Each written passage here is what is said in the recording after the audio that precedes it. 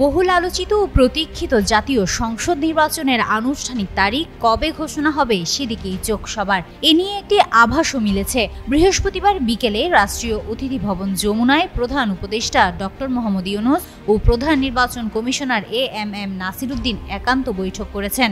যদিও বৈঠক শেষে কোনো পক্ষই গণমাধ্যমে আনুষ্ঠানিক বক্তব্য দেয়নি, তবে রাজনৈতিক বিশ্লেষকরা মনে করছেন এই বৈঠকই হতে পারে ভোটের সময়সূচি ঘোষণার ঠিক পূর্ব মুহূর্তের শেষ আলোচনা, অর্থাৎ ভোটের তারিখ শিগগিরই সামনে আসতে পারে। এর আগে ১৩ জুন লন্ডনে প্রধান উপদেষ্টা ও বিএনপির ভারপ্রাপ্ত চেয়ারম্যান তারেক রহমানের মধ্যকার 1-to-1 বৈঠকে ২০২৬ সালের রমজানের আগেই নির্বাচনের সম্ভাবনার কথা বলা হয়। সেখানে ফেব্রুয়ারির প্রথমার্ধে নির্বাচন আয়োজনের আভাস মিলেছিল। সেই আলোচনার রেশ ধরেই এবার দেশের মাটিতে প্রধান উপদেষ্টা ও সিইসির মুখোমুখি বৈঠক গুরুত্বপূর্ণ বলে মনে করছেন বিশ্লেষকরা।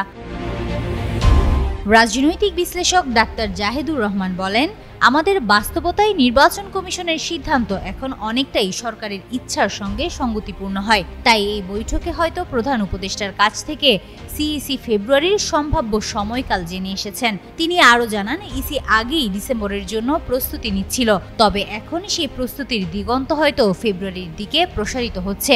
এখনই তারিখ ঘোষণা নাও হতে পারে, তবে ঘোষণা খুব দেরিও হবে না বললেন ডাক্তার জাহেদ। ঢাকা বিশ্ববিদ্যালয়ের রাষ্ট্রবিজ্ঞানের বিভাগের অধ্যাপক কাজী মোহাম্মদ মাহবুবুর রহমান বলেন, লন্ডন বৈঠকের যৌথ বিবৃতিতে ফেব্রুয়ারির বিষয়টি উঠে এসেছিল। তাই প্রধান উপদেষ্টা ও সিইসির সাম্প্রতিক বৈঠকও সেই আলোচনারই ফলো আপ বলে মনে হচ্ছে। নির্বাচনের সময় ঘোষণায় সুনির্দিষ্ট কোনো তারিখ না এলেও দেশ জুড়ে তৈরি হয়েছে নতুন এক প্রত্যাশা। এখন অপেক্ষা রোববারের, যেখানে হয়তো মিলবে নির্ধারিত সেই প্রতীক্ষিত দিনটির আভাস।